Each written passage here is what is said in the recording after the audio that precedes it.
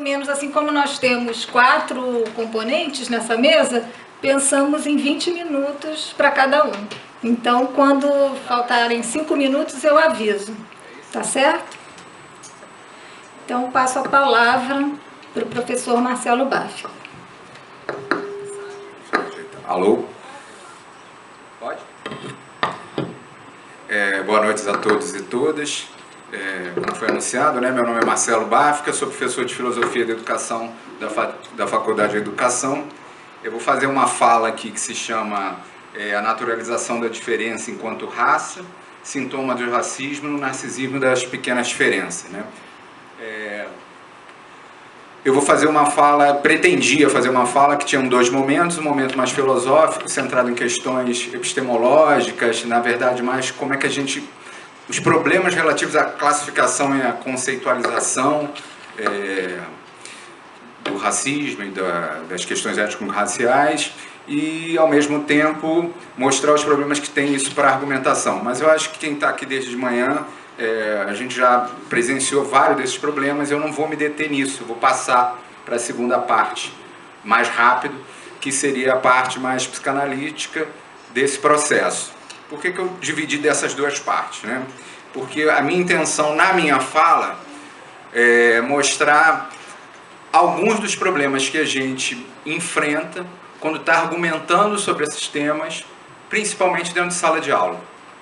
Né? Existe o campo de movimento, tem várias ações que você pode tomar, mas tem um momento que você está dentro de sala de aula e normalmente você tem pessoas, né, de diferentes grupos, né, de pretos, brancos, pardos, diferenças religiosas, etc. E naquele momento que todo mundo está ali, naquele local que todos nós vivemos o tempo todo, a gente tem que argumentar.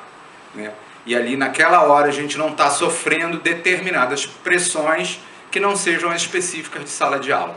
Então esse era o processo que eu estou chamando a atenção. O que a gente enfrenta quando a gente está dentro de sala de aula, debatendo esses temas. Muito já foi falado aqui hoje, né? Eu posso citar algumas coisas que eu vou tomar, como se eu fizesse uma grande costura desde a manhã.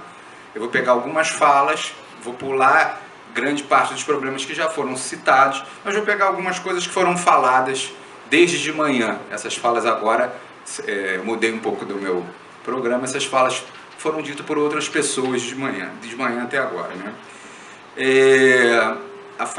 Tem uma fala da manhã que diz o seguinte: a gente iniciar na escola uma nova experiência de humanização, né? Que a escola seria esse lugar um dos locais que nos diferenciaria dos animais. Então a gente viveria na escola uma experiência humanizante.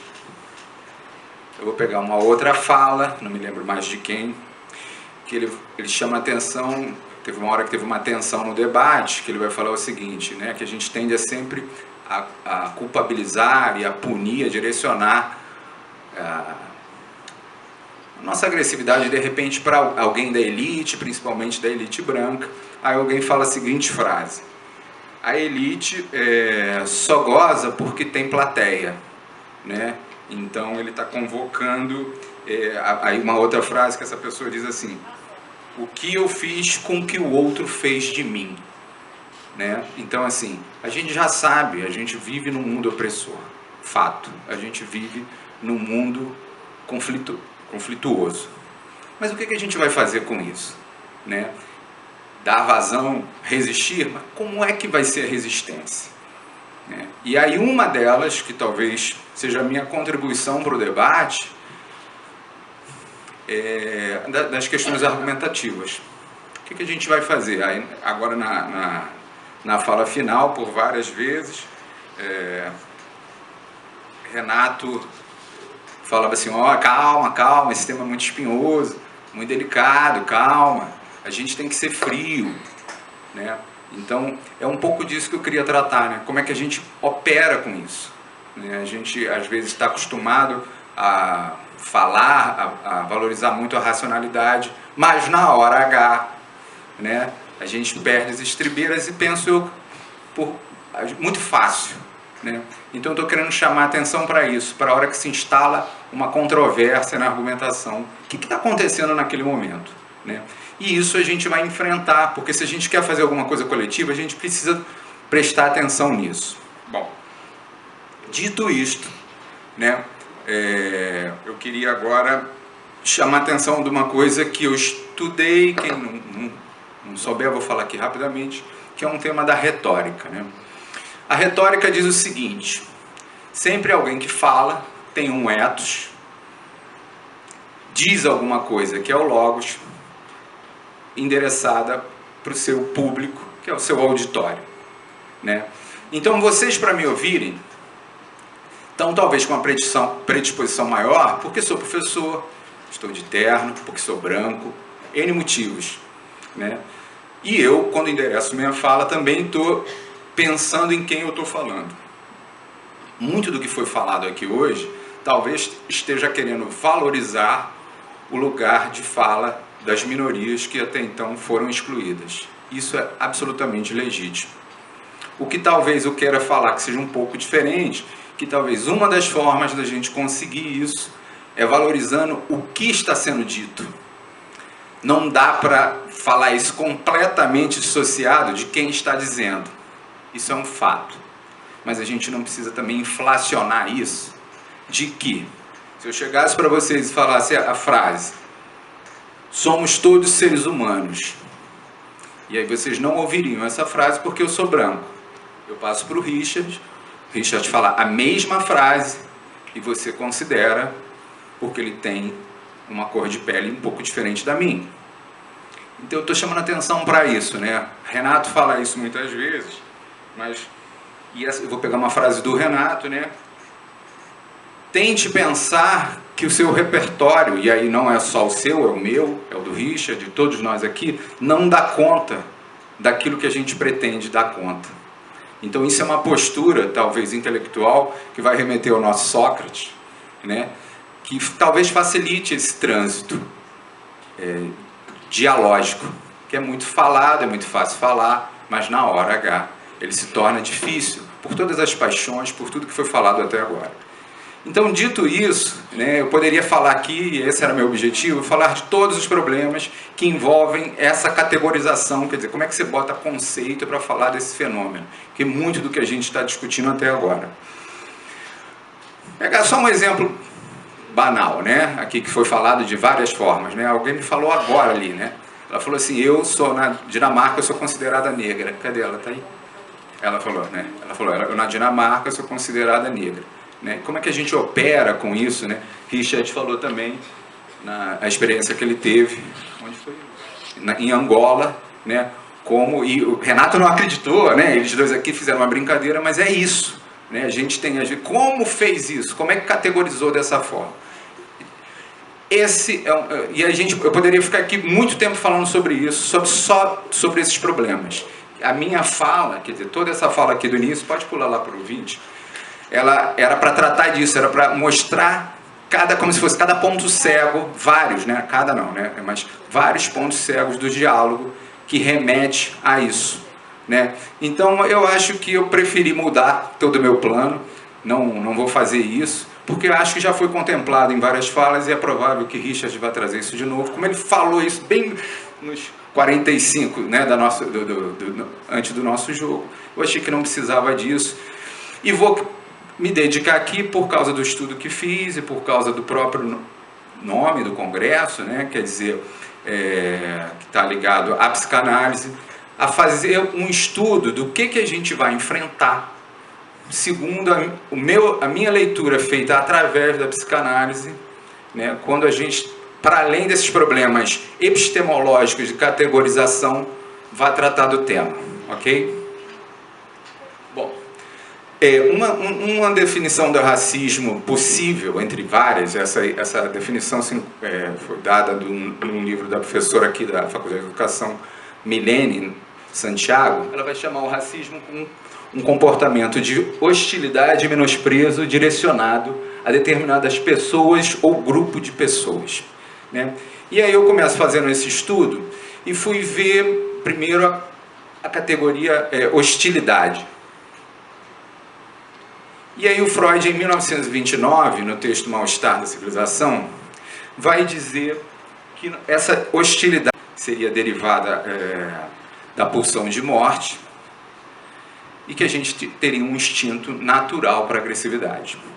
Se a gente pensar que outros filósofos também falaram sobre isso, e ele cita isso no texto, você não teria grande novidade. Tem uma passagem nesse texto, muito breve, não tem muito destaque, mas ele me diz o seguinte, que o exercício dessa agressividade proporciona satisfações ao ego. Então o que ele está querendo dizer é o seguinte, em suas mais variadas formas. O exercício da agressividade dá um barato, entendeu? Assim, na briga, na diminuição do outro, né? Na conquista da natureza, na fofoca, né? Esse exercício da agressividade dá satisfações ao ego. E aí, é um texto por muitos considerado bastante pessimista, né? Ele vai falar o seguinte, em circunstâncias que lhes são favoráveis, quando as forças mentais contrárias que normalmente inibem se encontram fora de ação, ela, a agressividade, também se manifesta espontaneamente e revela o homem como uma besta selvagem, a quem a consideração para com sua própria espécie é algo de estranho. E ele não está falando de negro, de branco, de índio, de amarelo, está falando do ser humano, né? O ser humano tem isso, e uma vez que dá para fazer, ele vai fazer, né? E eu lembro de uma coisa que aconteceu há pouquíssimo tempo, minha mãe me ligando, falou assim, Marcelo, não sai de blusa vermelha não, vai apanhar, entendeu? A gente viveu aqui, o povo, a gente falou muito das mitologias, do imaginário brasileiro, o povo cordial e etc, etc, né? E rapidamente como a gente chega nesse lugar. Tem frases mais pesadas nesse texto, né? E Freud vai falar o seguinte, nem todos os homens são dignos de amor, literal. Uma outra frase, não meramente esse estranho é em geral indigno do meu amor, honestamente tenho de confessar que ele possui mais direito à minha hostilidade e até mesmo ao meu ódio. Quando eu li isso aqui, eu falei assim, já era, né? É justificativa para o racismo e etc, né? Ele está falando isso num momento específico, ele está indo contra a ideia de amor universal, né? Aquela coisa bem cristã, de amar uns aos outros, etc. E ele está falando assim, o amor é discriminatório. Eu vou amar a si mesmo, a pessoa vai amar a si mesmo e aquilo que é próximo a ela, a família e por extensão, né? O grupo familiar, o grupo de amigos, etc. Vai precisar e vai direcionar esse ódio ao estranho, ao diferente. Só que isso não é tão simples assim, né? A gente pode até, ok, essa argumentação faz sentido. Mas nem todas as pessoas consideram a mesma coisa estranho. Então, num outro texto, que se chama Um Estranho, né? Ele vai fazer esse estudo, que ele vai falar que normalmente esse estudo belo na filosofia, na estética, e ele vai falar o seguinte, e o feio, né? Não, a estética estuda isso, mas como é que a psicanálise pode encarar isso? E aí ele vai entender esse sentimento que a gente tem pelo aquilo que é estranho, aquilo que é diferente, aquilo que é feio e etc. Né? A gente tende a pensar que é feio porque é diferente.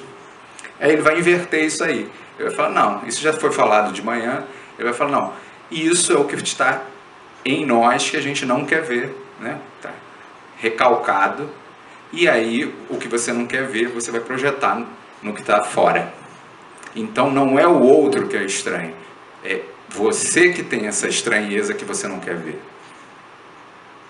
Né? Aí eu vou pular aqui, que seria só uma ilustração disso, do Achille Mbembe, né? Que eu poderia falar mais aqui, mas vou passar porque a gente tem um tempo curto.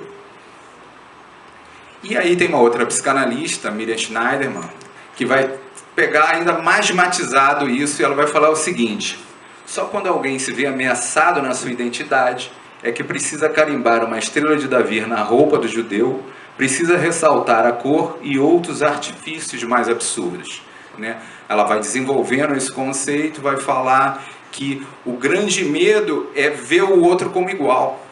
Aquilo vai dar esse mal-estar e aí ele vai precisar externalizar uma diferença, seja ela qual for, né? Aqui se falou muito disso, né? E se todos fossem negros? Vão se criar outras diferenças, né? Talvez a explicação disso venha por uma questão que quem é psicanalista já está mais familiarizado, mas eu acho que essa é uma contribuição que a gente pode trazer para esse estudo de enfrentamento, que foi falado de manhã aqui, que é o conceito de narcisismo da pequena diferenças. E aí eu trouxe a citação porque eu acho muito bacana e eu acho que eu devo lê-la, tá? Vamos ler junto aí. É sempre possível unir um considerável número de pessoas no amor, enquanto sobrarem outras pessoas para receberem as manifestações de sua agressividade. Em outra ocasião, examinei o fenômeno no qual são precisamente comunidades com territórios adjacentes e mutuamente relacionadas, também sobre outros aspectos, que se empenham em rixas constantes, ridicularizando-se umas às outras, como os espanhóis e os portugueses, por exemplo, os alemães do norte e os alemães do sul, os ingleses e os escoceses, e assim por diante. Dei a esse fenômeno o nome de narcisismo das pequenas diferenças, denominação que não ajuda muito a explicá-lo. Podemos agora ver que se trata de uma satisfação conveniente e relativamente inócua, de inclinação para agressão, da qual a coesão entre os membros da comunidade é tornada mais fácil, né?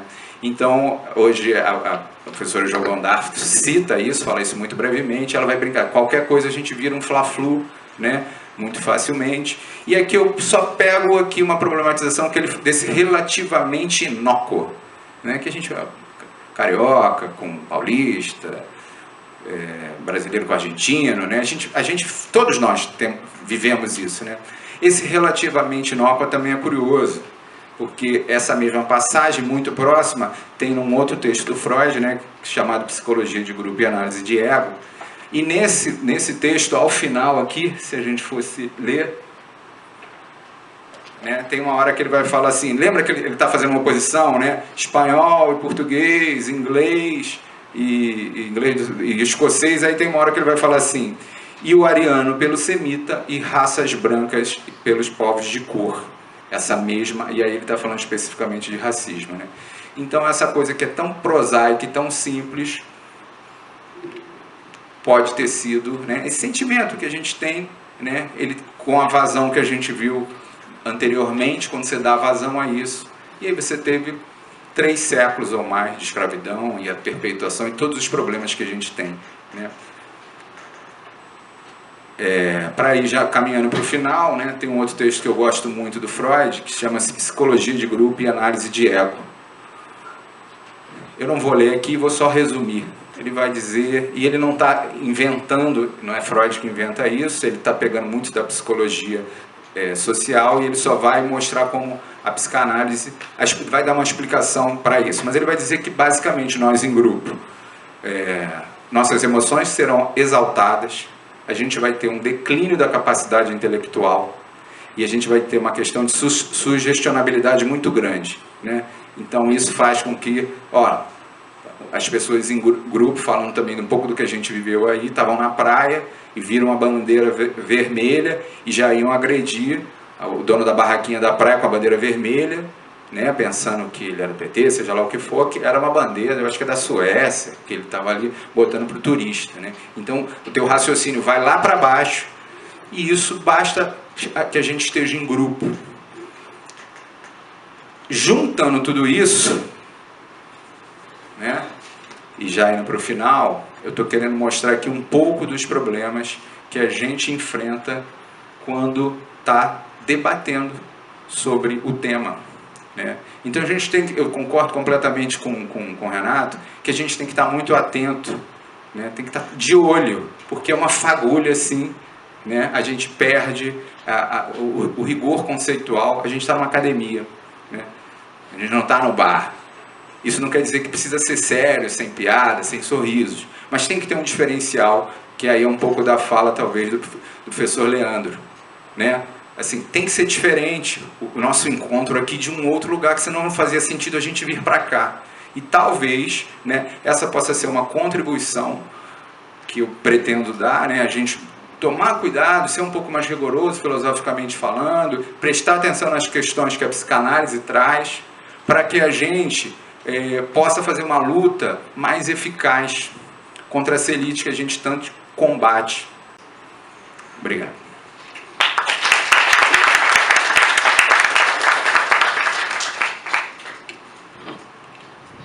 Bom, obrigada, Marcelo. Então, seguindo aqui a sequência, eu passo a palavra para o professor Richard Fonseca.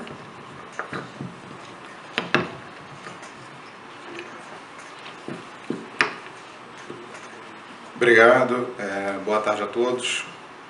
Bem, eu não sei se eu conseguirei ser tão rigoroso como o Marcelo, que estou vendo aqui no horário, ele fez em 19 minutos e 54 segundos. Até imitei o Marcelo, peguei aqui o celular também, vou fazer a mesma coisa, pela primeira vez vou usar o cronômetro. Vou tentar, não sei se vou cravar ali na mesma marca. Até porque eu não vou fazer isso que o Marcelo falou de cortar algumas coisas, pelo contrário, eu vou falar muito, até porque eu quis cortar o Renato, mas a Marília não deixou, mas aí então fica meu protesto. O que eu vou falar é o título, né, abordagem genealógica dos currículos multiculturalistas. Só contextualizar rapidamente, minha formação, como eu falei anteriormente, é em filosofia, então eu dediquei por muito tempo no estudo de Descartes, Kant e Nietzsche, sobretudo esse último, do Nietzsche. E quando eu saio da filosofia, mas já lá na filosofia, uma coisa que me chamava muita atenção, eu estudei na UERJ, foi essa discussão sobre identidade. Eu estive na UERJ, quando eu saí, eu fui fazer o doutorado na Alemanha, quando eu saí da UERJ, começaram a discutir sobre cotas na UERJ, que eu achei muito interessante, só que eu peguei o início da discussão e era aquilo que o Renato falou, era realmente pancadaria, não foi tão simples assim na UERJ. Mas uma coisa que me chamava muita atenção como um aluno de filosofia é essa discussão de identidade, como que algumas pessoas de algumas áreas falam com uma facilidade de identidade que é estranho para quem vem de um estudo de filosofia, principalmente dos filósofos do século XIX. Porque se há uma constatação no século XIX que não existe isso, não existe identidade. Isso é uma ficção criada no século XVII, no estilo de Descartes, onde você tenta, por algo impossível, abdicar de toda qualquer relação fenomenológica ou fenomênica, ter uma relação com o seu eu, com essa identidade que te define.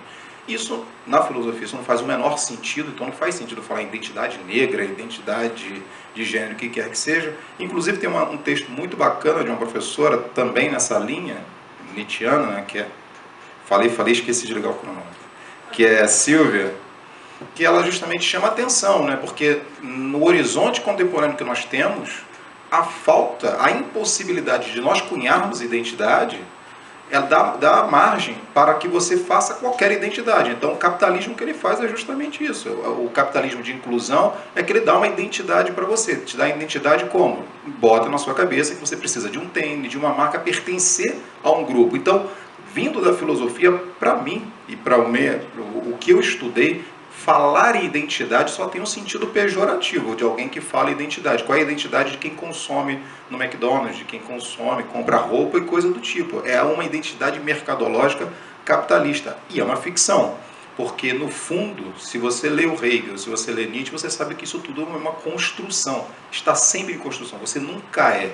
Eu vi algumas palestras, as pessoas falando, nós somos, eu sou. Eu queria que alguém conseguisse falar isso realmente. O que você é?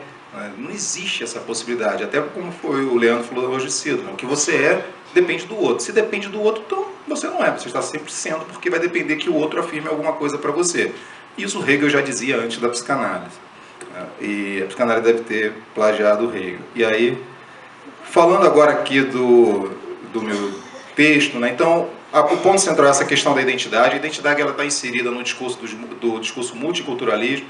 E aí tem um conceito que é um conceito de disputa entre psicanalistas, o pessoal da educação e da filosofia, que é multiculturalismo. Então, o que significa isso? Isso está tão em voga, a gente fala toda hora multiculturalismo, mas o que vem a ser, afinal, multiculturalismo? Então, eu começo o texto por aí, explico um pouco sobre a abordagem genealógica, faço algumas considerações teóricas e encerro. Tentarei aí ler o texto e explicar na medida do possível, ok? Desculpe aí por ler o texto, mas assim, eu não tenho essa habilidade do Marcelo de ficar falando, eu sou um pouco careta. Então vamos lá. O discurso sobre multiculturalismo, afirmam alguns pesquisadores da área da educação, não emergiu do ambiente especializado próprio às universidades e ao mundo acadêmico. Isso é uma constatação entre o pessoal que estuda, o pessoal da educação, e principalmente nos textos da Kandal, da PUC. O conceito de multiculturalismo, ele advém dos movimentos sociais, sobretudo das lutas empreendidas pelas minorias negras em prol da afirmação de suas identidades coletivas. Okay? O legado histórico deixado pelas políticas de segregação e subjugação de povos e etnias reflete-se na constituição da organização social contemporânea. Por um lado, grupos que lutam e reclamavam pela valorização de suas identidades, reclamação com a qual pretendiam ajustar o sentido de suas identidades com os procedimentos políticos das sociedades modernas. Então, isso que você identifica quando estuda essa questão em educação, ao falar que o conceito de multiculturalismo e identidade surge dos movimentos sociais, do ativismo, né, de que as pessoas estão lutando por determinadas identidades. Por outro, grupos que não veem justificativas nessas aspirações, na medida em que tomam os procedimentos formais como ponto de organização da sociedade moderna, aqueles que consideram que o Estado democrático de direito, no capitalismo tardio, ele já é suficiente, ele já dá conta de todas as nossas identidades. A julgar pela dificuldade de traduzir o conceito de multiculturalismo, seja em qualquer âmbito, filosofia, sociologia ou educação, infere-se que as tentativas de traduzir as tensões políticas padecem das dificuldades impostas pelo discurso científico. Então, foi até uma pergunta colocada pela colega anteriormente, né? Uma coisa é você ter o conceito no movimento social, uma coisa é você falar de feminismo das ativistas, outra coisa é você falar de Nancy Fraser na teoria, e muitas vezes isso não se ajusta, muitas vezes você não consegue aí ver que um realmente está traduzindo o que o outro faz. Não que não tenha relevância, mas há uma distância. Então, um impasse dessa natureza entre a prática e a teoria resultaria em prejuízo para ambos os lados, tanto para os estudos teóricos, na tentativa de analisar e compreender os fenômenos sociais, quanto para os movimentos sociais ao reclamarem legitimidade para as suas ações. Parafraseando o pensamento filosófico de Kant, e é isso que eu penso, né? Os movimentos sociais, sem uma justificativa teórica de suas práticas, se revelariam como cegos, enquanto que o discurso científico, sem o conhecimento das práticas sociais, se revelaria como dogmático. Então é importante que um converse com o outro.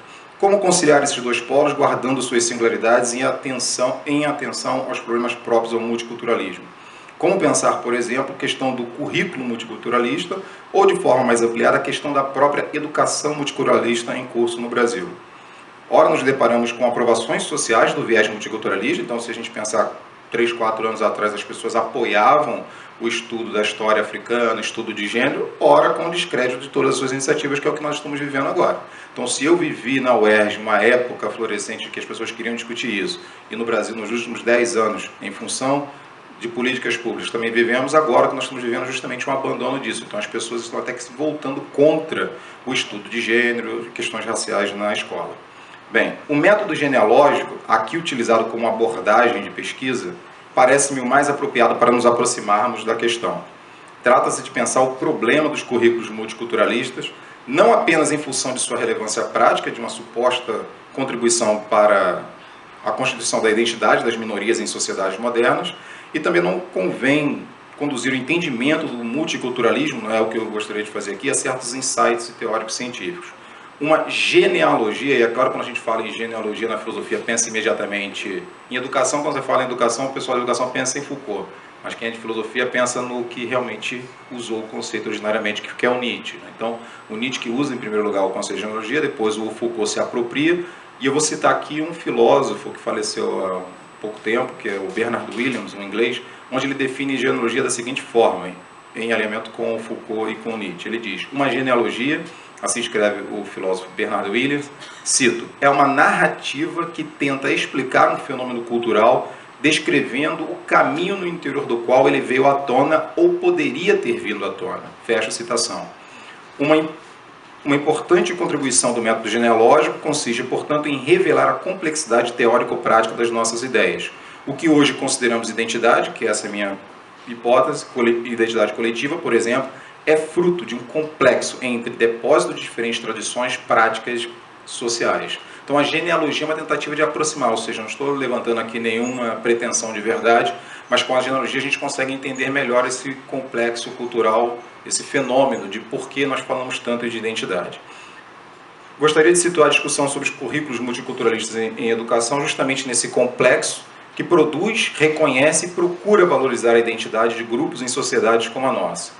penso que a estratégia genealógica será possível por determinar justamente toda essa complexidade. E aí eu vou então agora para um teórico, que é o que eu uso aqui para falar disso, que é o Charles Taylor, o filósofo político canadense vivo. Charles Taylor, principal referência teórica neste debate, na filosofia política, e de algumas ideias aqui trabalhadas, define o problema, um pensamento em democracia liberal muito conservador. De você falar em identidade é como se você quisesse conservar certas práticas tradicionais, como se aquilo fosse realmente certo. Eu vou pegar só um exemplo aqui, nós tivemos um seminário da UF tempos atrás, sobre prática docente, e no final nós tivemos o pessoal do jongo. Então eles dançaram aqui, são práticas muito interessantes, práticas da cultura negra, de dança, de transmissão oral daquilo que você passa de geração para geração e que você pretende conservar essa identidade. Mas, se não me engano, foi até o Marcelo que fez uma pergunta a uma das pessoas que apresentava o jongo, né, que dizia, eu reparo que a mulher não tem lugar aí, né, não tem fala no jongo, o centro é sempre o homem. É o homem que bate o tambor, é o homem que faz isso. E eu fui para a África assim, várias vezes lá, e é uma sociedade altamente machista. Assim. Então, o cuidado que se tem que ter com essas questões de identidade, de falar que você quer firmar certas identidades, é firmar também certos preconceitos. Né? Se você vai firmar uma tradição, se você vai firmar certas questões machistas, que não se adequam a uma sociedade liberal. Por isso que eu trago aqui essa questão muito mais do âmbito da filosofia, dizendo assim, claro que temos que nos preocupar com essas questões multiculturalistas em educação, mas sobretudo no processo de construção das identidades, não de definição de identidade daquilo que você é, que eu acho que isso nem Freud ajuda. Muito obrigado.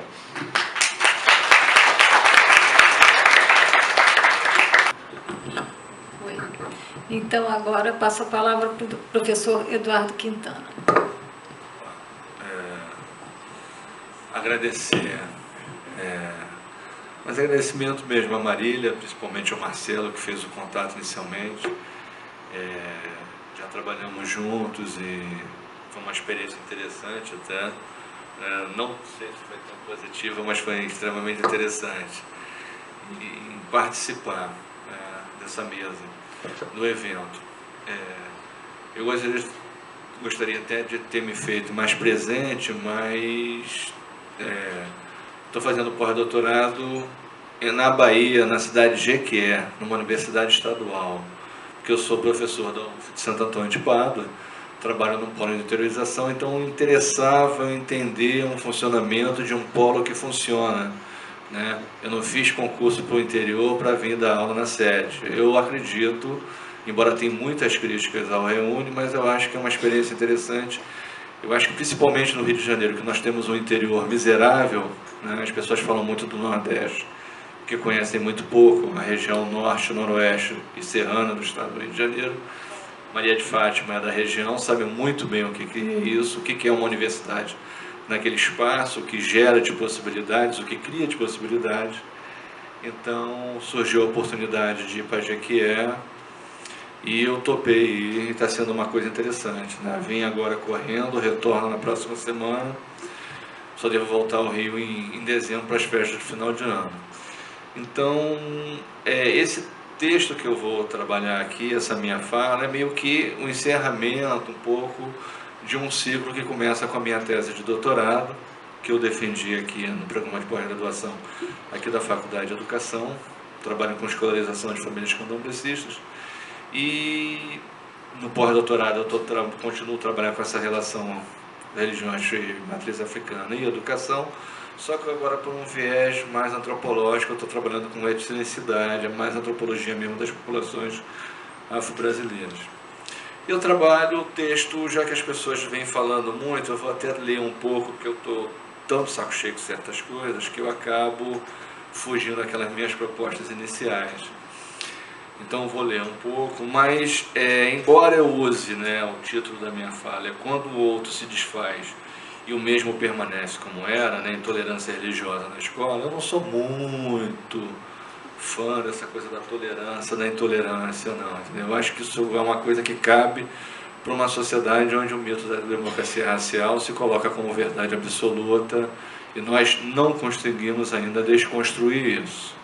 Você discute determinados espaços, mas isso está muito presente ainda na nossa sociedade, perpassa, né, meio que medir essas relações sociais. Na verdade, que nós temos uma relação de racismo mesmo, contra a população negra, ou racismo contra as religiões afro-brasileiras ou de matriz africana, se você quiser usar as diretrizes. E uma situação que ela não é histórica, ela é histórica, ela não é uma coisa que eu acho interessante, eu vejo muita gente discutindo isso hoje, né? A 10.669, isso que está se fazendo aqui eu acho fantástico, não é uma crítica mesmo, muito pelo contrário. Eu acho que Marília propõe, o que o grupo propõe é aquilo que está na lei, o que está nas diretrizes. O momento catarse, desculpe, falei errado, o momento catarse ele passou e hoje nós temos que buscar outras reflexões. E é o que está acontecendo. Quando você vê o Renato, você ouve o Richard, você vê o Marcelo com essa discussão mais filosófica, quando vê o grupo da psicologia, isso é fundamental, porque nós estamos diante de um novo. Você teve um modelo explicativo dessas relações, mas eles não dão conta mais de determinadas realidades. Então, o que nós estamos fazendo aqui é fundamental, né? Eu lembro, o Richard falou de UERJ, eu vou entrar aqui no texto, mas só fazer essa observação. Eu dei aula na UERJ como substituto logo depois das cotas. Ele estava saindo, né? E, assim, foi uma experiência fantástica, porque, assim, era hard, o negócio era heavy mesmo, era tensionado, entendeu? Então, eu lembro que a primeira turma de pedagogia, a Faculdade de Educação da UERJ me fez a coisa mirabolante de você tem 2 turmas de manhã e 2 turmas à noite por cada semestre. Então, como é 50% a 50%, né, os cotistas na UERJ, você tinha turma 1 e 2 de não cotistas, turma 3 e 4 de cotistas. E a secretaria ainda teve a cara de pau de falar que foi uma coisa que aconteceu, foi o acaso. Esse tipo de organização, esse tipo de enturmação. Então, são situações muito complicadas e são muito novas na nossa sociedade, né? Eu olhar para esse auditório, não é o auditório de quando eu estava fazendo meu mestrado, não é o auditório quando eu estava fazendo doutorado, agora recente, relativamente recente, muito menos o que era o auditório da nossa graduação. Então isso, essa composição, essas caras, né, toda a fenotipia que está aí presente, ela nos coloca diante desses desafios. Nós temos que dar conta dessa realidade, né? E eu trabalho com religiões de matriz africana, pesquiso candomblé, e muitas vezes eu vejo também, dentro desse campo, muitas vezes discussões muito velhas, né? O Vivaldo Costa Lima, numa conferência antes dele falecer, que ele publica, na verdade ele fala de beijo, mas o nome do livro é Carme Damião. Ele fala que nós estamos ainda pautados em questões iniciais que estão lá no século XIX com Nina Rodrigues, né? Sequer as pessoas conhecem o Manuel Querino, que é um seu contemporâneo, né? E para o pessoal do campo Trabalho e Educação, que faz críticas à questão racial, porque diz que a questão de classe e do trabalho não está presente, vai ler Manuel Querino, que ele explica tudo isso lá bonitinho. Agora tem que pegar e ler, né? Por osmose, só hábitos.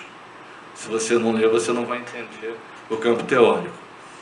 Então, pegando aqui o texto, que isso vai nos levar a algumas reflexões, né?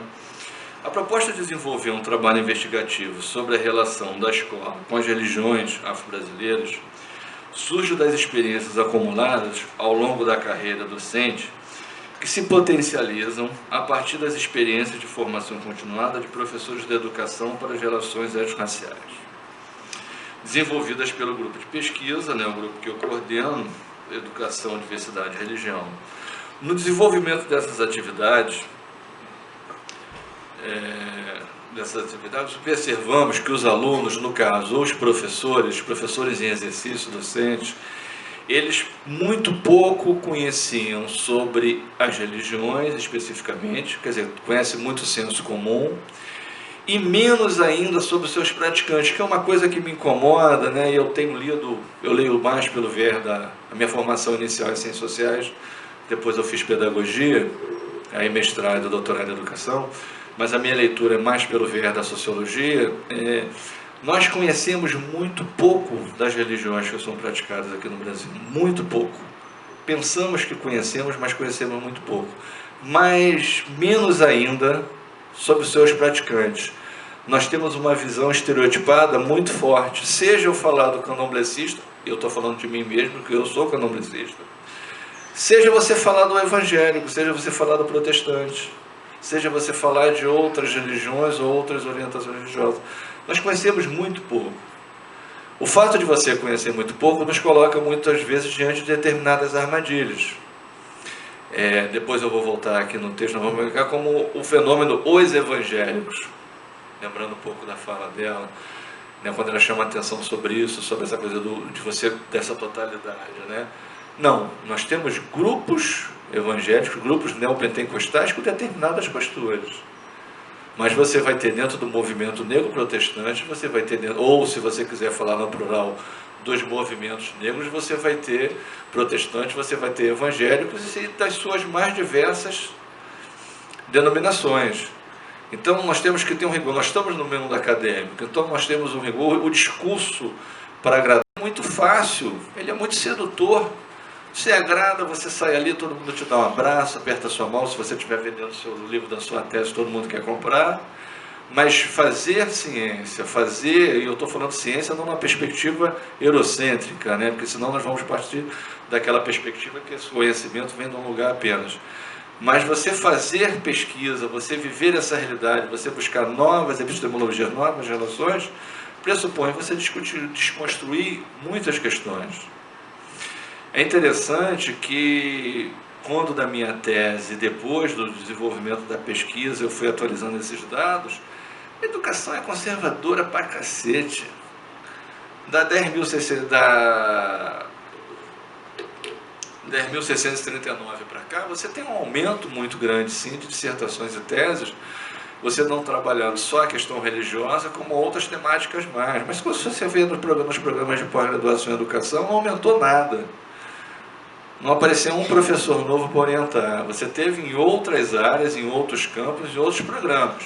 Inclusive os interdisciplinares apresentam essas características, estão se colocando a essa discussão nova. Os de educação são extremamente conservadores, pouco mudou. E eu, que sou um cara que estou sempre na Amped, estou sempre circulando e tal, você está vendo que o cara discutiu o mesmo da mesma coisa há 20 anos.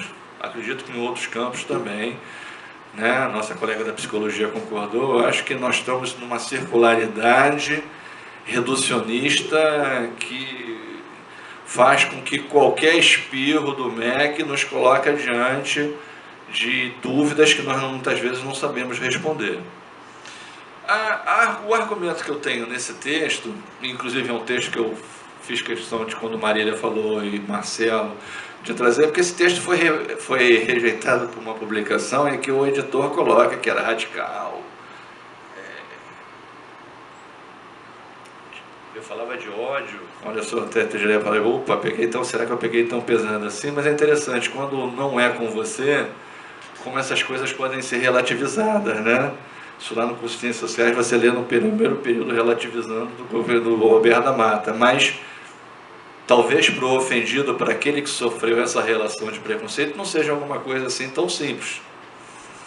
Mas, dando continuidade, um dos argumentos que eu coloco, e vou colocar isso também na minha tese, que já temos os seus aninhos que eu defendi, é justamente o primeiro passo para nós entendermos isso, essa legislação, as diretrizes, seja 10.000 ou 11.000, que é uma atualização, ela, na verdade, nos colocam diante de um desafio.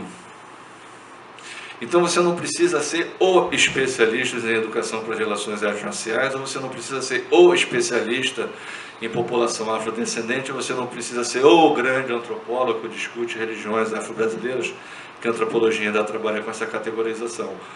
Você tem que ter a percepção e a vontade, como está se fazendo aqui, de você trabalhar essas temáticas, de você discutir essas questões. Por isso que eu achei mal barato. Às vezes o Marcelo me manda umas mensagens, Edu, como é que eu dá um toque? Tem algum autor, você conhece alguém que trabalha isso? Porque esse desafio é justamente isso. Você não precisa, eu era chefe de departamento, fiz isso em Santo Antônio de Pádua, nós abrimos um concurso, acho que foi o primeiro do Rio de Janeiro, para a educação das relações étnico-raciais, mas necessariamente isso não garante o oferecimento da disciplina ou da discussão. Você pode ter outros professores em outros campos, em outras áreas, que você vai ter essa discussão sendo colocada. Então, isso é uma questão que vem me colocando e que eu acho importante. Depois, tem uma questão histórica que, se você pegar aqui no texto, eu cito o Júlio Braga. Ele é antropólogo, aposentado da UFBA e hoje dá aula na Universidade Estadual de Feira de Santana. O Júlio Braga tem um livro chamado Na Gamela do Feitiço, o título não tem nada a ver com o texto, em que ele fala sobre essa perseguição aos candomblés baianos. E nós vamos ver que esse projeto de sociedade, essa perseguição, seja ela sendo posta em prática pelo Estado ou esse mesmo Estado brasileiro apoiando essas relações, seja de forma explícita ou implícita, ele não é uma novidade.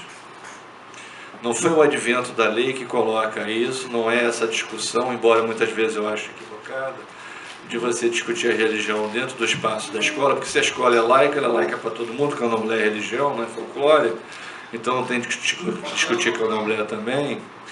Mas é uma discussão que ela está colocada na pauta das relações raciais ou étnico-raciais na nossa sociedade. Ela não é nova, ela simplesmente vai se transverter, ela vem vir com uma outra lógica, uma outra perspectiva.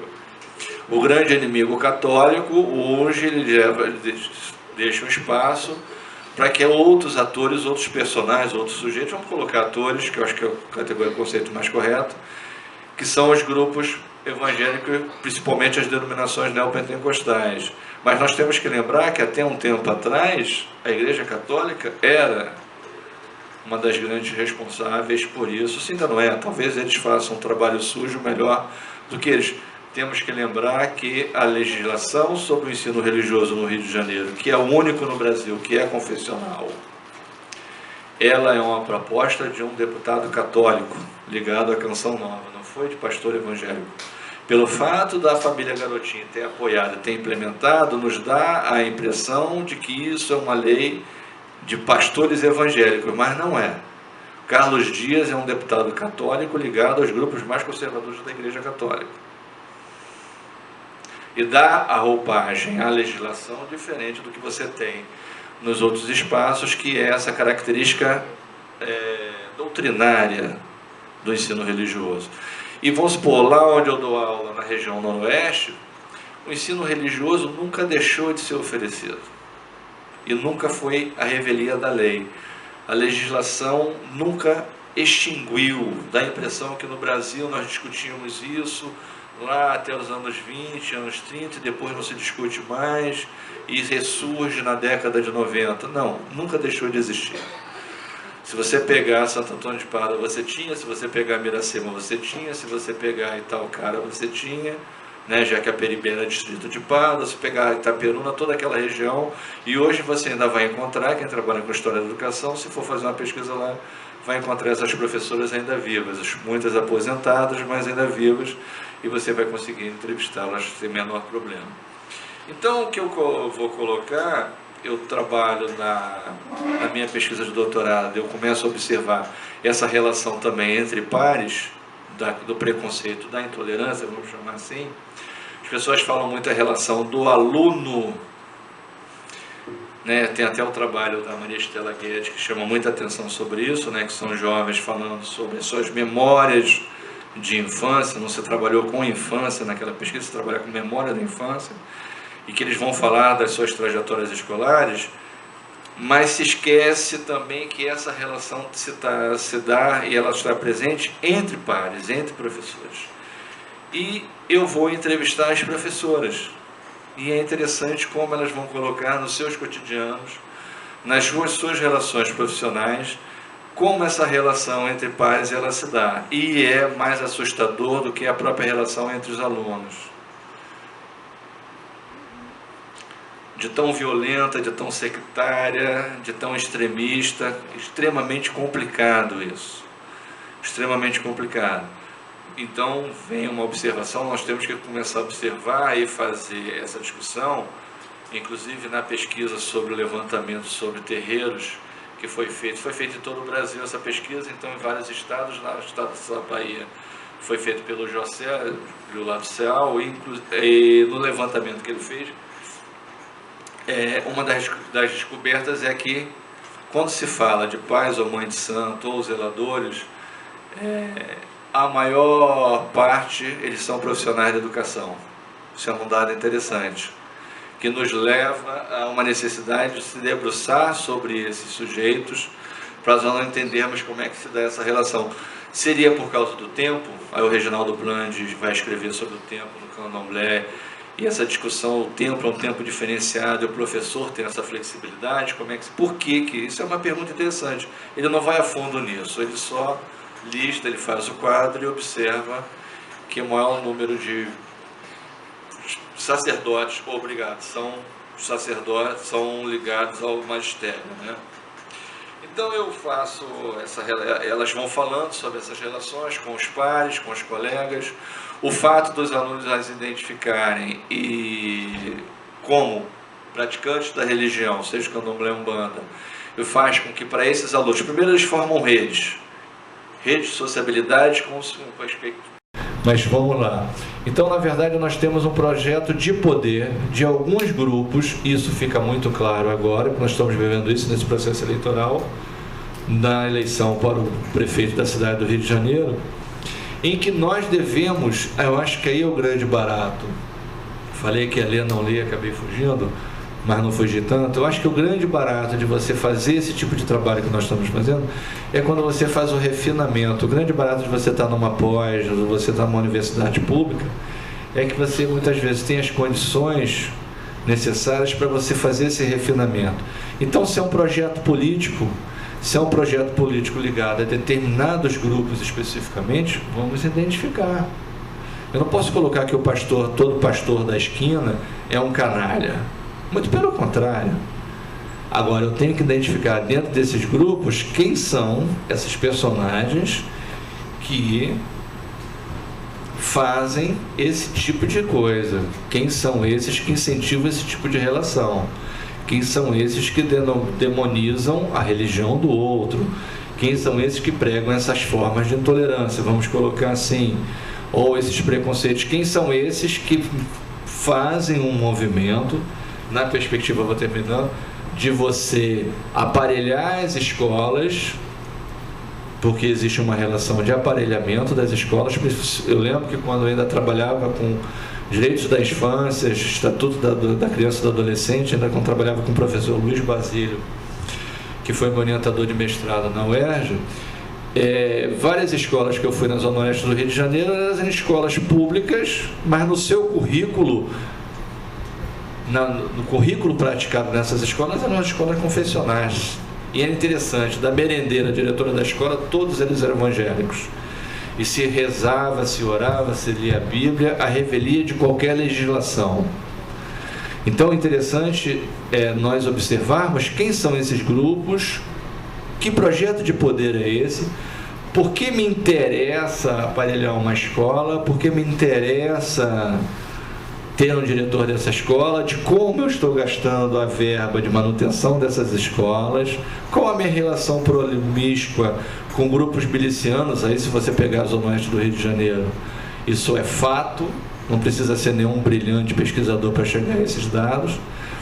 Então, o que eu quero, a mensagem que eu gostaria de passar aqui é a reflexão e um pouco do desafio e tal, nós, já que nós estamos num espaço de formação de professores, que nós que nós possamos fazer esse tipo de trabalho e esse tipo de questionamento para nós entendermos essa realidade, porque senão você cai. Eu tive em Juiz de Fora agora na sexta-feira, dando uma palestra que foi horrorosa, porque começa a tocar determinados temas que me tiram de sério, ali eu perdi o chão mesmo, que eu já estou de saco cheio. Na minha turma tem 70% dos alunos são evangélicos. Porra, e aí? Qual é o problema? O que você tem que perguntar é por que são. Aí eu fiz uma pergunta, inclusive, ele foi meu professor no doutorado, o Carrano, que trabalha com juventude e tal. Acho que tem algumas reflexões que são necessárias. Alguém já se perguntou o que é você ser um jovem, pegando Maria de Fátima aqui, o que é você ser um jovem na região noroeste, onde as cidades estão diminuindo de tamanho, em que você não tem perspectiva nenhuma. O que é você ser jovem numa cidade média de 100, 200, 300 até 500 mil habitantes? O que é você ser jovem nessas duas realidades? Quais as perspectivas, quais as expectativas, como são essas redes, como você forma? Então você chegar e falar: ai meu Deus do céu, eles são 70% são evangélicos, que legal. Se falasse que 70% são judeus, que legal também. Se fossem candomblecistas, que bacana. E se todos fossem Flamengo, pô, que ruim, porque aí não vai ter mais clássico, né? Só tem um time. Então assim, a gente tem que começar a refinar. Para encerrar a minha fala, eu acho que nós temos que começar a refinar as nossas boas curiosidades, refinar as nossas questões de pesquisa, as nossas dúvidas, para que nós possamos realmente ter não respostas. A educação gosta muito de dar resposta, e muitas vezes a resposta não é a melhor solução, mas nós tenhamos boas dúvidas, bons questionamentos sobre determinadas realidades que perpassam o cotidiano, o chão das nossas escolas. É isso que eu gostaria de falar com você. Muito obrigado. Bom, queria agradecer a todos, né? Acho que a gente tem muito a trabalhar mesmo ainda em torno disso. Acho que a fala de vocês de alguma forma apontou para isso, né? Apontou para a importância desse trabalho permanente aí em torno dessas questões da identidade, da diferença. Não vale só o instituído, não vale só o que está na lei, né? E eu, como psicanalista, já que a provocação é a gente ter esse diálogo, né, da psicanálise com a filosofia, vocês todos vêm desse campo, né, da filosofia, eu penso que, de certa forma, essa fala, né, para mim, assim, soa muito bem, né, cai muito bem, porque é isso, né, a psicanálise vai apontar justamente para esses discursos não explícitos, né, não instituídos, mas que, de alguma forma, estão sempre aí e estão articulados com o poder e estão no nosso cotidiano, né. E achei interessante que a fala de vocês também apontou muito para isso, né, que a gente na psicanálise fala, que são as questões aí pulsionais também que estão em jogo, né, quer dizer, o quanto que essa lógica da identidade, né, de alguma forma traz um ganho, aí a gente chama de um gozo, né, no sentido, tanto no sentido desse sentimento de poder que pode dar um grupo, né, um grupo mais totalitário, quanto a essa questão do ódio ao outro, né? Então, quer dizer, a questão do exótico, que pode despertar tesão, né? Como a Lia estava falando. Então, quer dizer, tem aí, né, nisso tudo, ainda mais essa questão mesmo assim, né, de uma dinâmica pulsional que está instaurada, e talvez por isso fique tão difícil da gente mudar, e exige realmente um trabalho, da gente estar falando sobre isso, né? Permanentemente, né? Então, agora eu queria passar a palavra aí ao público. Quem quiser fazer perguntas, seria bom vir aqui, porque daí de trás não dá para ouvir.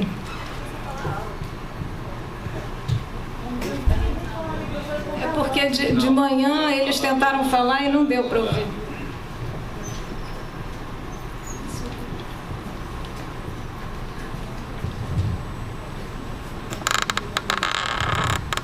Boa noite, meu nome é William, sou aluno de Psicologia da UF de Rio das Ostras, e a minha fala é uma mescla do que todos, um pouco de tudo que vocês falaram. E para começar, gostaria de fazer um questionamento à sua fala, quando você...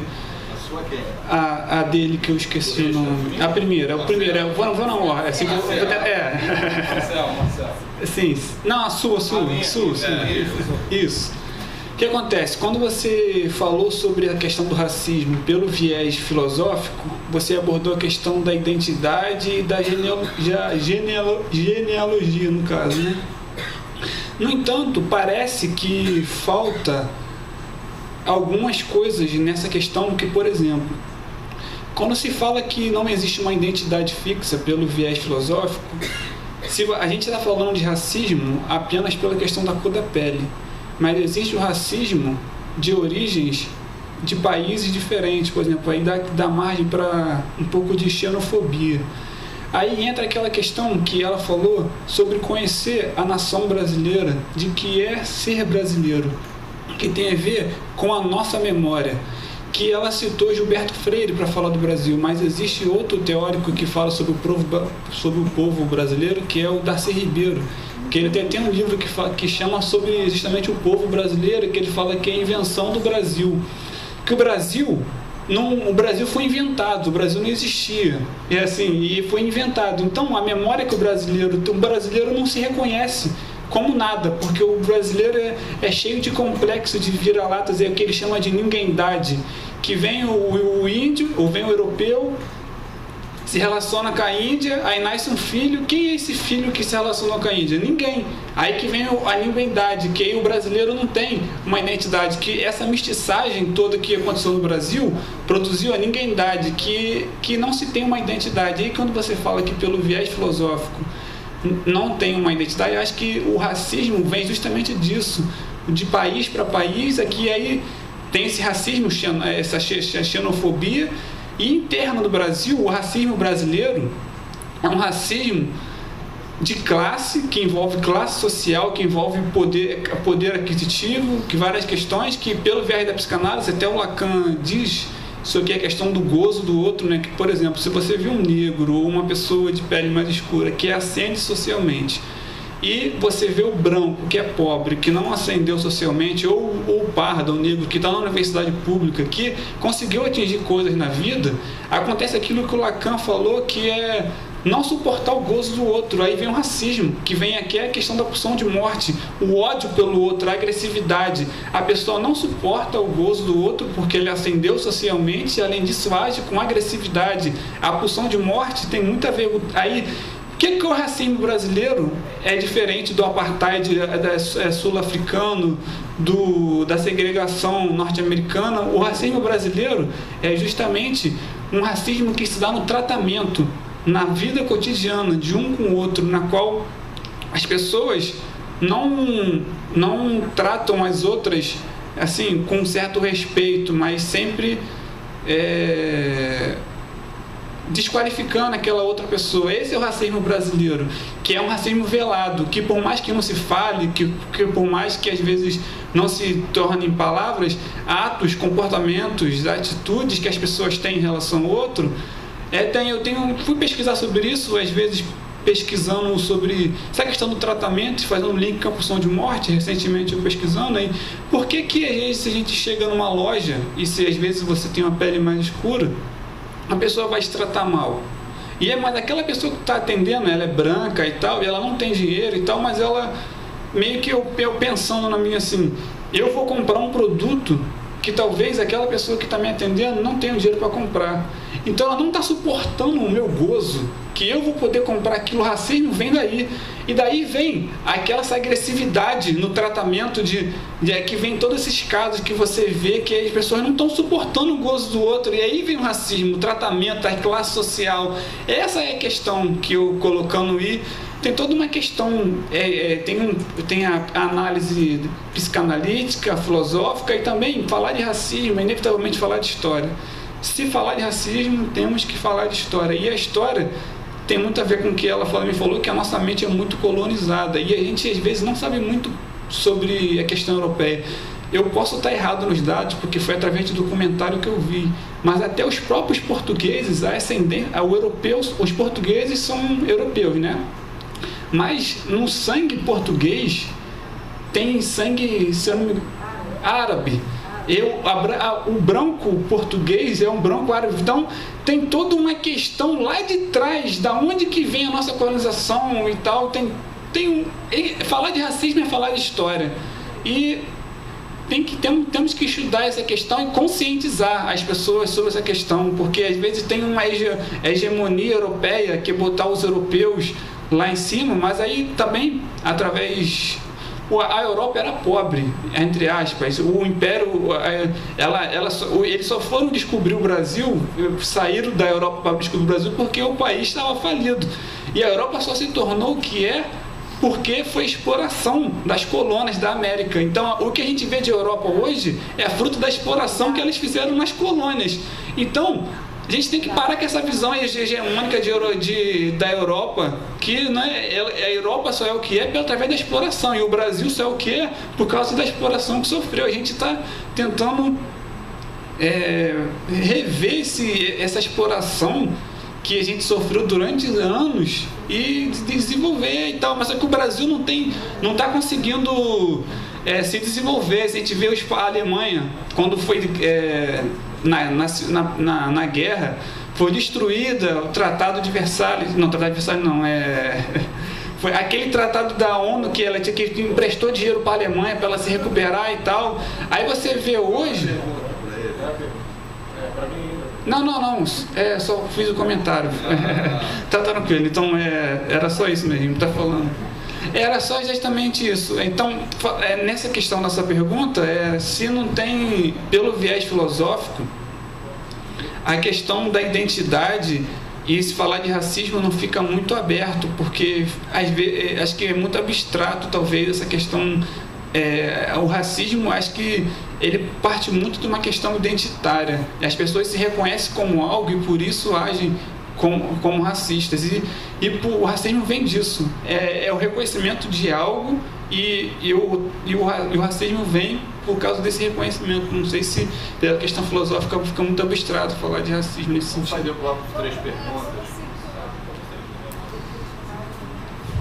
Queria tentar continuar um pouquinho o que ele está comentando, mas sobre a questão da identidade, de certo modo eu compartilho totalmente com a sua proposição filosófica de que identidade não existe, né? Identidade ela é ficcional, ela é construída, isso nos teóricos de tradição psicanalítica também é muito forte. O próprio eu é uma ficção, né? O próprio eu é uma construção, né? Que se dá ao longo da relação com o outro, né? Através desse outro que é internalizado, portanto, esse outro que está dentro de mim, o inconsciente, é que vai produzir esses processos de projeção, rejeição, desqualificação do outro. Aí a questão que eu queria colocar é um pouco, né, pegando um pouco o que você falou e o que o Marcelo falou, Richard, será então que no multiculturalismo a afirmação das identidades das minorias de alguma maneira não estaria reforçando o narcisismo das pequenas diferenças? Até que ponto que o multiculturalismo, de certo modo, apaga ou compete, paradoxalmente, com os direitos universais, né? Então, essa é uma questão. A outra questão é pensar a psicanálise como um discurso sobre o inconsciente que é pensado, de certo modo, de uma maneira... Eu vou falar de uma questão que é contraditória, né? Mas que é presente. A contradição não se apaga, não apaga as realidades. Que faz um discurso universal sobre o inconsciente, portanto, todos somos diferentes, todos somos iguais, né? Então o racismo ele vai acontecer entre brancos, ele vai acontecer entre negros, ele vai acontecer entre os vizinhos. Mas, ao mesmo tempo, a psicanálise promove um discurso sobre o singular da história do sujeito. Então, aqui o espaço para a gente poder, por exemplo, contar uma história que aconteceu na nossa família, né? Então, esse espaço da fala singular que a psicanálise traz, então, jogando com esse paradoxo entre o singular e o universal, né? O que nos, de alguma maneira, nos une e aquilo que nos separa radicalmente a cada um, né? Então, se Lia e Luciana puderem comentar isso um pouco, eu acho que seria muito bom. E a última questão que eu queria colocar, eu acho que, engraçado quando o Marcelo vai falar da retórica, ele fala da retórica do logos, da retórica do ethos, mas não fala do pathos. Aí você vem trazer o pathos e, ao mesmo tempo, eu já tinha provocado um pouco o Renato na mesa anterior, de que eu não acho que a gente deva ou necessite amputar o pathos, nem tampouco os processos identitários, né? Por mais que a gente saiba que a gente supostamente teria que ir para um outro horizonte de igualdade, a gente não tem como chegar nesse horizonte de igualdade sem antes passar por uma formulação da identidade, né? E para passar por essa formulação da identidade, né, por mais que ela seja ficcional, muitas vezes essa formulação ela vem carregada de afeto. Então eu fico pensando, em termos argumentativos, Marcelo, até que ponto que a gente precisa amputar a retórica do pathos. Acho que tem um pouco esse discurso, é o discurso acadêmico, né? A gente tem que discutir friamente para a gente não perder a razão, para a gente não perder o sentido das coisas, nem tampouco os aspectos éticos, mas se a gente amputa os afetos, a gente acaba caindo nos mesmos mecanismos de recalque e de clivagem dos quais a gente padece no racismo. Por fim, né, a democracia racial é um mito, né? E se a gente, não sei, Lia, mas talvez a gente pudesse assumir esse mito, mas do ponto de vista de diversas perspectivas, né? Será que foi a fala da Jo, ela complementaria muito a sua, né? Ao que a Jo e que a Carla Pena trouxeram de manhã, né? Existe uma clivagem, né, no racismo à brasileira, né? Eu, ao mesmo tempo, convivo com a minha criada, com a minha empregada que é da família, mas ela vai ter que lavar a louça depois do final da festa, né? Ela é da minha família, mas ela não é. Então tem mas não é. Então, que é um mecanismo muito perverso. Enfim, já tinha pensado mais um monte de coisa, mas...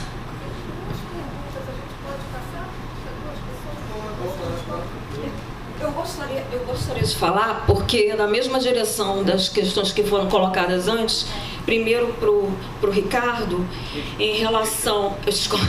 Eu traduzi, desculpa, eu estou acostumada a fazer tradução, né? Porque eu sou uma menina que mora na Dinamarca e lá eu sou considerada negra e sou identificada pelos negros como negra. Então, isso me coloca uma questão.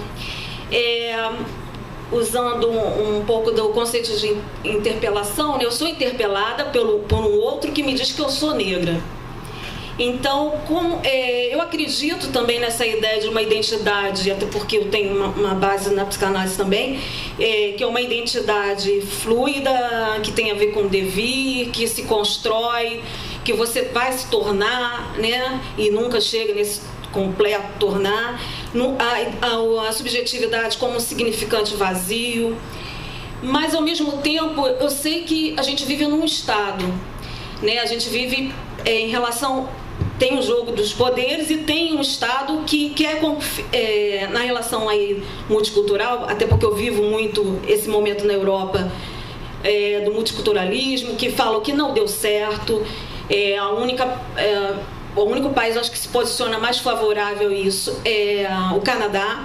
Então a gente está num boom assim de tentar pensar essa questão do multiculturalismo, mas o Estado ele tenta categorizar sempre, né? Ele precisa disso para sobreviver, construir a ideia de nação, e mesmo que isso seja uma coisa característica da modernidade, ela não está demolida. A gente pode pensar, como o Zizek fala, né, na questão do cinismo, que há um Estado cínico, que ele vai também, de alguma forma, ter jogar com esse devir, mas ao mesmo tempo com a necessidade de categorização e a identidade como produção dessa categorização. Então, como é que a gente pode se afirmar não um ser de identidade fluida num lugar, convivendo com um Estado que te interpela o tempo todo, te dizendo, você é isso, né? Uma questão, e eu acredito, não sei se vocês pensam, quem é ligado à psicanálise, que assim como tem o que era uma mulher, né, freudiano, eu me questiono o que é um ser negro. Eu acho que é uma questão para assim, tanto para os brancos quanto para os negros. Não é uma coisa que nem o branco saiba, nem que o negro saiba. Então é uma questão, e ela está desse não saber. Eu acho que eu não sei, eu gostaria que vocês comentassem um pouquinho. Em relação você falou de antropofagia cultural, né? Você falou do Oswald de Andrade. Eu trabalhei com ele um texto para uma apresentação cultural, né? Então, estudos transculturais ou culturais, eu já vi duas formas de tradução. E eu me questionei se realmente nós brasileiros somos essa cultura que abraça e que tenta digerir, né, e devolver uma outra coisa. Eu acho que isso funciona muito bem aqui, mas quando nós brasileiros estamos lá, eu acho que funciona de uma outra forma. Eu acho que a gente também tenta essa identidade, buscar essa identidade e não deixa ser digerido não, entendeu? Eu acho que falta a gente poder se deixar ser digerido. A gente, quando eles chegam aqui, a gente abraça a cultura, eu quero saber tudo de você, fala aí do seu país, o que vocês comem, o que vocês fazem, mas quando a gente chega lá, não vai abraçar a gente não vai ter uma resistência, entendeu? Então, não é bem assim, aqui funciona bem, mas quando a gente vai para lá, a gente funciona num outro mecanismo de resistência à cultura do outro.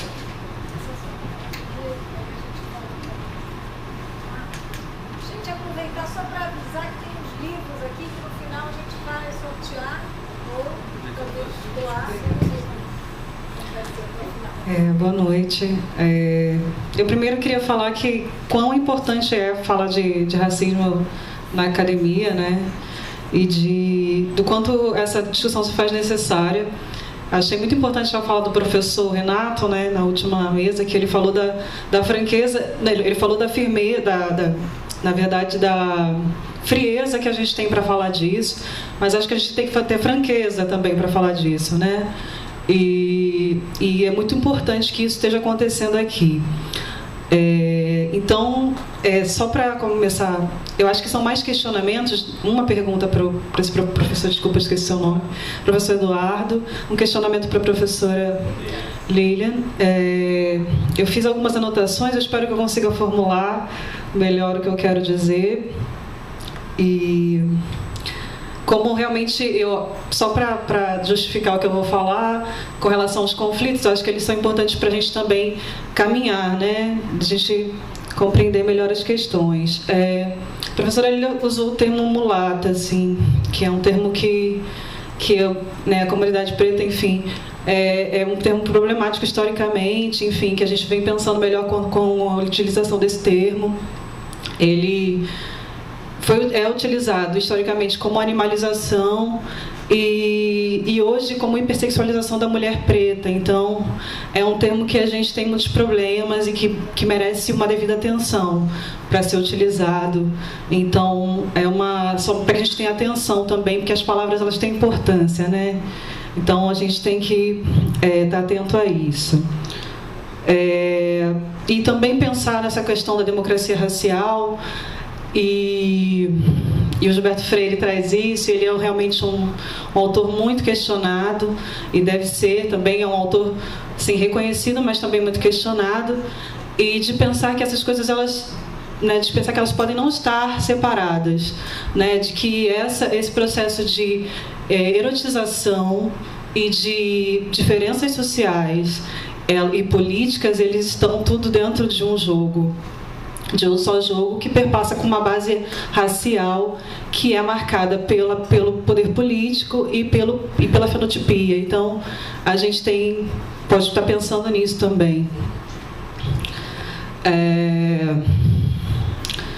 Então, para pensar nisso, né, como um projeto político, né, pensar a democracia racial, na verdade, como um projeto político de embranquecimento, em vez de pensar em democracia racial. E também, para falar, eu achei muito bacana, né, esse seu trabalho com relação ao estudo de práticas religiosas dentro da esfera da educação. E então, eu trouxe mais essa perspectiva para a academia mesmo, da gente pensar nessa pluralidade que está se estabelecendo e, na verdade, de fazer um questionamento, né, quanto a essa discussão no campo docente, se isso é uma questão para a academia, né, essa pluralidade, esse crescimento da pluralidade. Por exemplo, a gente tem enfrentado agora um processo de fraudes em cotas, né? O movimento negro da academia está se organizando para identificar as fraudes, e a gente está tendo, sim, né, de cair nessa burocracia, né? É o jogo também. Mas se existe uma movimentação do corpo docente, por exemplo, eu consultei o edital do mestrado em educação e não tem cotas na pós-graduação, e já é lei federal, né, legitimada pela Dilma, né, o governo legítimo, que fique claro.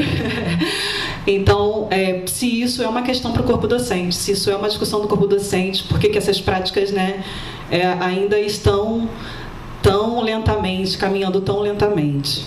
Então é isso.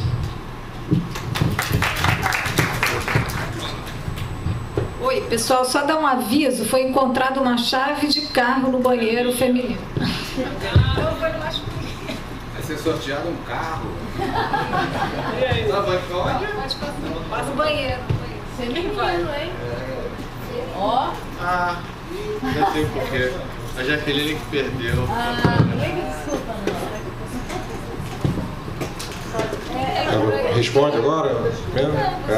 Tá. Só um segundo, Richard. Vai ter mais uma rodada de perguntas depois? Acho que sim. Se tiver tempo. Porque ela queria saber se ela pode falar antes. Tem mais alguém além dela? Tem mais um. Então a gente faz uma outra rodada depois. Tem mais 3 ali, ó. Faz a rodada depois? Tá. Vou tentar, assim, ser bem rápido, porque foram várias perguntas. Começar com a sua primeira, da questão da genealogia, né? De que você diz que essa abordagem genealógica e filosófica, ela parece, no seu entendimento, assim, que ela não seria tão incisiva. Como eu disse, a genealogia é um método utilizado pelo Nietzsche no livro de 1888 chamado Genealogia da Moral. Qual é a ideia central? E depois influencia o Foucault. A ideia central é que, para você compreender os fenômenos culturais, não basta recorrer à história de uma maneira a tentar validar o que aconteceu no passado como se estivesse acontecendo hoje. Por exemplo, hoje foi dito, a Yolanda falou aquilo de que, segundo dados, segundo pesquisas, mostra-se que toda a humanidade veio de uma mulher negra. Isso, para pensamento genealógico, é estranho. Isso é uma tentativa metafísica de tentar encontrar uma origem sacra, divino ou coisa do tipo. Então a genealogia, ela não acredita que, para justificar o que está acontecendo hoje numa sociedade, você possa recorrer simplesmente à história encontrando uma relação necessária. Então o que era lá tem influência aqui. Então a escravidão, nós somos hoje. Existe racismo porque aconteceu a escravidão, onde o português acabava sobrepondo-se sobre o negro. Só isso não dá conta de explicar o que acontece aqui, as questões materiais, as questões políticas.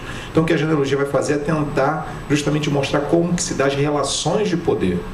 O método genealógico, ele é contra um método essencialista. Então, para você entender o que hoje acontece como racismo, você tem que entender quais são as relações de poder, são as relações que se constituem, e não uma essência, não algo que é porque o português é mau, porque ele pegou o escravo simplesmente e colocou lá. Para você ter uma ideia dessa questão de escravidão, quando eu estive em Angola, eu consultei muitos livros de sociólogos angolanos mesmo. E eles mostraram uma coisa muito interessante, né, de que na escravidão, e se a gente imaginar o que o português fez naquela altura, quando ninguém mais já estava fazendo tráfico negreiro, não tinha mercado, não tinha nada, o português fez aquilo por quê? O português era bom em construir navio, não em plantar café, não em fazer tráfico negreiro. Aí o português faz o que o sociólogo falou que é muito interessante? Ele encontra o mercado, encontra os africanos gananciosos, dito por um sociólogo angolano. Encontra uma cultura africana que é muito gananciosa, porque ele chegava lá simplesmente numa tribo, que são várias tribos e várias etnias, diz assim: estou precisando de alguns negros aqui, toma meus inimigos aí, leva para o Brasil, me dá o quê? A vaidade angolana dizia: me dá miçangas, né? Você tem qualquer coisa aí, eu te dou esse ser humano aqui. Então é muito complexo. É muito complexo simplesmente você falar que tem uma relação histórica entre o que aconteceu lá e o que está acontecendo agora. A genealogia que ela faz é isso, tenta reconstituir as relações de poder. E pelo contrário, não é abstrato não, é muito forte. E as relações de poder que se dão hoje, quando eu falo que não há uma essência, uma identidade, exatamente como a Maria falou, é porque, e principalmente com base no Nietzsche, o que se afirma hoje no racismo é no discurso, e isso tem até muita semelhança com a análise psicanalítica. É o discurso, o caráter performático do discurso, essa interpelação que disseram aqui, é que promove essa questão racista. Você mesmo no início começou a falar que existem diversos racismos. O que existe ali são questões performativas da linguagem. Renato hoje cedo falou do Neymar e do Daniel Alves. Neymar e Daniel Alves não foram no estádio de futebol no Brasil tomados como negros. Não, eles foram lá fora, porque lá fora a configuração de poder é outra, não aqui. Aqui fica até estranho. Aqui o que aconteceu foi como no Sul, no Rio Grande do Sul, onde uma torcedora branca chamou o goleiro do Santos de macaco, ela própria namorando o negro.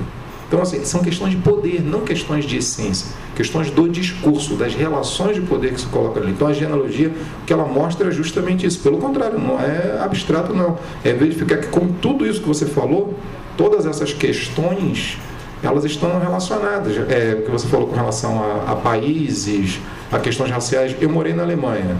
No tempo que eu morei lá, costumava-se dizer que árabes e judeus gozavam de uma liberdade lá absurda, porque eles podiam falar qualquer coisa que nenhum alemão criticaria ele. É por conta de uma essência de ser árabe e judeu? Não, relações de poder. As questões na Alemanha, a Merkel está no poder, fala-se muito que democracia, você não pode ficar muito tempo no poder. A Merkel já vai para 15 anos, ninguém reclama, que é democracia. A Merkel fez um arroxo econômico lá muito forte. Desde que eu vim para o Brasil, da época que eu estava lá para cá, essa questão com os turcos mudou. Na época eles gozavam de muita liberdade, agora não. Então, por quê? Não é essência, é racismo, é discurso, são relações de poder. Então, o que a genealogia ela vai mostrar é justamente isso. Você tem que prestar atenção em outras questões. E só para fechar a questão da Alemanha, os refugiados que tentaram entrar na Alemanha, não sei se vocês lembram, naquela época eles estavam sendo barrados. A Alemanha não ia deixar aqueles refugiados entrarem. Eu vi um programa na Deutsche Welle onde todos os políticos diziam que não havia como deixar, porque economicamente falando eles não tinham como entrar ali. A Alemanha não tinha como lidar com aquilo. E eu me lembro que um ator alemão, que fez até o Bastardos Inglórios, ele dizia, olha, não interessa o que vocês na política estão falando, eu sou artista, não entendo nada de economia. Em questões humanitárias nós temos que deixar essas pessoas entrarem, nós somos ricos. Ele falava assim, então assim, dê um jeito, os caras têm que entrar. Eles falavam, não tem como entrar. A comunidade internacional pressionou muito a Alemanha. O que a Alemanha fez em uma semana? Deixou. A Alemanha mudou o discurso, agora tem dinheiro. Não, nós somos bons, podem entrar. É questão de essência? Não, é poder. Por quê? Se você acompanhou depois dos jornais, lá você percebeu que a Alemanha fez o quê? Em primeiro lugar, vocês vão entrar sim, só que não vão entrar de qualquer jeito, né? Quem entra por Berlim ou por Frankfurt, vocês vão passar por uma triagem. E depois de vocês passarem por essa triagem, vocês vão para nas partes da Alemanha onde me interessa, a minha Alemanha. Por quê? Porque é questão de poder. Eu olho para os refugiados, eu percebo o quê? No primeiro momento eu não quero misturar, mas no segundo momento eu percebo que aqueles refugiados sírios, aquelas pessoas lá sem documentos, sem nada, ali no meio tem um engenheiro, ali tem um professor, tem um físico, tem um matemático. Então a Alemanha tem um grande problema com a questão populacional. As pessoas não querem ter filhos na Alemanha. Você tem uma população velha muito forte lá, envelhecida. Em termos de geopolítica é perfeito, nós vamos ter mão de obra agora qualificada, você tem que pagar muito. Isso é poder, isso tem nada a ver com essência, não tem nada a ver com identidade. De identidade de grupo, de ser alemão, de ser negro, de ser sírio, de ser árabe. É poder, relação de poder. Entra, vai para lá, vai para Dresden, vai para ali eu quero você, ali eu não quero. Mas o discurso fica bonito, eu agi humanitariamente. E só com a questão da genealogia você consegue entender isso. Com outros mecanismos eu acho difícil, mecanismos essencialistas. Com relação a Marília, eu concordo com tudo que você falou, assim, perfeito. E eu acho que você coloca um problema central com relação ao multiculturalismo, que é de fato esse. Quais são os grandes teóricos do multiculturalismo na filosofia política? Charles Taylor, McIntyre e Michael Sandel. São pessoas que lutam por quê? Por questões identitárias, questões comunitárias. Do outro lado, você tem os grandes liberais, John Rawls, Habermas, que acusam o quê? Aquilo que eu falei no final, que se você leva em conta identidades específicas, você estará indo contra as questões dos direitos humanos, que preza justamente por questões de direitos universais, que valem para todos, não apenas para grupos e minorias. Então, o debate é justamente esse, como se os liberais eles falassem sobre direitos humanos, enquanto que os comunitaristas eles não conseguissem. Mas acho que você tocou no ponto central e eu concordo plenamente com você. Inclusive, quando você falou da questão também do ethos, do pathos e do logos, só aproveitando a outra questão também que você falou, também concordo. Eu acho que anular o pathos é assim, praticamente impossível. Você precisa dessa dimensão do afeto nesse processo de constituição da própria subjetividade. Vou tentar ser mais rápido. Você falou da Dinamarca, né? Eu acho que o que você falou vai muito ao encontro dessa questão da genealógica, né? Você é interpelada na Dinamarca, você é interpelada por alguém que te diz que você é negro. E aí, voltando um pouco para a apresentação aqui do meu texto, né? O texto que eu estou tentando mostrar é que, segundo esses teóricos, como é que nós constituímos nossa identidade. E falando muito claro aqui, todo mundo aqui, nessa sala hoje, no século XXI, nessa data, todo mundo aqui quer ser original, quer ser autêntico. Isso não existia no século XVIII. É isso que filosoficamente a gente percebe. Por trás dessa luta de identidade, tem uma questão que é histórica, determinada, a partir da queda hierárquica das sociedades, que era tudo muito determinado antes. A partir do século XVIII tem essa fala de que eu quero fazer aquilo que é meu, que é constitutivo meu. Essa tentativa de liberdade é a tentativa de dar um significado àquilo que eu realmente sou. Só que tanto a filosofia quanto a psicanálise mostraram que você só tem como determinar o seu eu, ninguém determina, você não determina o seu eu. O seu eu, a construção dessa é determinado pelo outro. Você precisa do outro. Precisa do outro como? Essa interpelação. É o outro que diz pela primeira vez para você se você é negra, se você é professor, se você é um bom professor. Não é você que mede isso. Isso Aristóteles já dizia. Quem vai medir é o auditório. Então é o outro que vai constituir. Qual é o problema da identidade, da política do reconhecimento? É que nas sociedades liberais nós achávamos que, em termos de direitos universais, todos nós teríamos direito de constituir esse eu, essa originalidade, essa autenticidade. Só que nesse processo hegeliano, que o Hegel mostra, de que o outro vai me dizer aquilo que eu sou, o outro diz o quê? Você é negro, você é inferior, você é isso. Então, o discurso é importante nesse sentido. Entende? Nessa constituição do eu. Então, isso que você falou, o grupo te diz que você é negra. Sim, está certo. Nesse processo de construção do eu, é o grupo mesmo que vai te dizer. Agora, cabe a você e ao grupo ao qual você pertence prestar atenção nesse processo de constituição da sua identidade. Por isso que quando começou aqui na UERJ, quando eu era da UERJ do discurso sobre as cotas, sobre a questão racial, era complicado, porque eu não tinha como simplesmente chegar e falar assim, eu sou negro, você é negro, você é... Não é pela cor, pela raça, senão a gente vai entrar num problema enorme com relação a isso. Aqui no Brasil, quem realmente é negro, não só por conta de questões da pele, a questão se dá nas relações de poder. Nós fazemos uma representação. Tudo isso aqui tem a ver com qual é o modelo que eu represento enquanto aquilo que o outro é, o que o outro diz para você. Então, isso que acontece na Dinamarca, perfeito, acontece por conta das relações de poder. E é o que acontece aqui no Brasil. Quem que me disse pela primeira vez da minha identidade racial? Foi numa certidão de nascimento, consta como pardo lá. Eu, quando eu vou para algum lugar, depois, assim, quando eu assino, eu vou assinar aquilo? Não, eu assino como negro. Por quê? Porque é a representação que eu afirmo. Só que isso é uma relação de força. O que é fundamental na política do reconhecimento é que, em termos das minorias negras e das mulheres, você tem uma interdição da possibilidade de dizer aquilo que o outro é. Você não possibilita isso. E a importância das cotas e das ações afirmativas é a possibilidade de você ter essas representações, mas não enquanto identidade essencialista, mas sim enquanto lutas que elas vão continuar.